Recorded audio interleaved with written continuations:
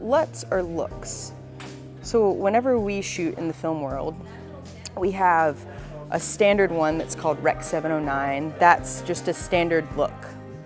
And with Rec 709, basically, if I were to shoot with Rec 709, for instance, instead of shooting with RAW, it would crop, like take down my latitude.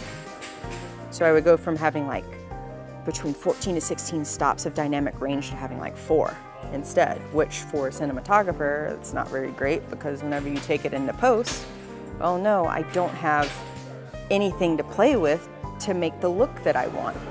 We end up shooting RAW a lot of times, so that way when we go into post, we can then set the look in. Well, if I don't want video village, which is what we call where the director sits, the script supervisor sits, the clients, if you're shooting a commercial, don't want them to see Rec 709, we want them to see, hey, this is what it might look like whenever we're done. We create things called LUTs that are looks for us.